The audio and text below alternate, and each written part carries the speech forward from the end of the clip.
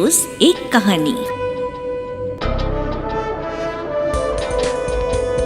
किस्से अकबर बीरबल के।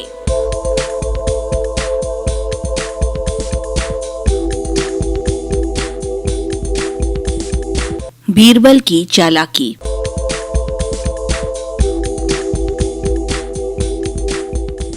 एक दिन की बात है कि एक बूढ़ी स्त्री अपनी विधवा बहू के साथ बादशाह के दरबार में सहायता के लिए पहुंची। उसने बीरबल से बताया कि मेरा बेटा 20 साल तक शाही सेना में सेवारत रहा।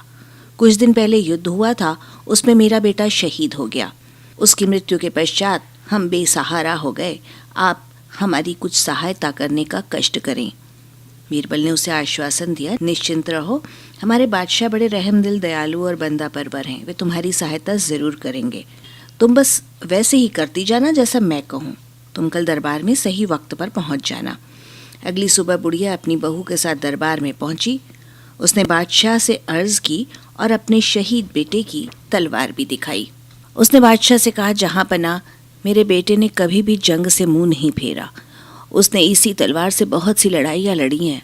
अब हुजूर, इस तलवार को आप अपने शस्त्रों में स्थान दे दीजिए। अकबर बादशाह ने कहा, लाइए दिखाइए ये तलवार। स्त्री ने वो तलवार बादशाह को दे दी। अकबर बादशाह ने तलवार का ध्यान से जायजा लिया। ये तलवार पुरानी और जंग लगी हुई थी, इसलिए बादशाह ने सोचा ये मेरे किस काम की।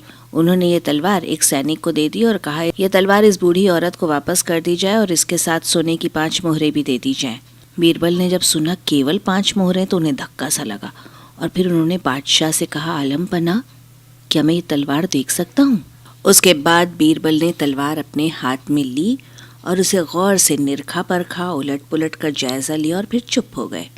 बीरबल को इस तरह चुप देखकर बादशाह ने पूछा, बीरबल, हमें अपने दिल की बात बताओ, तुम चुप क्यों हो गए हो?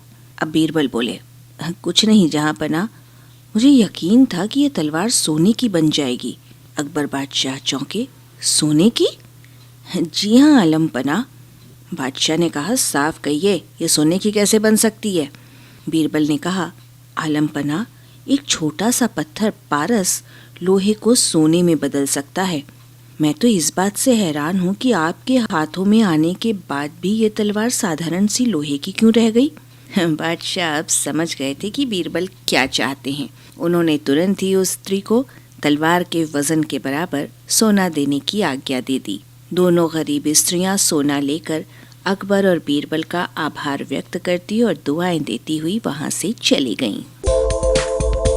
प्रस्तुति लिब्रा वेलफेयर सोसाइटी।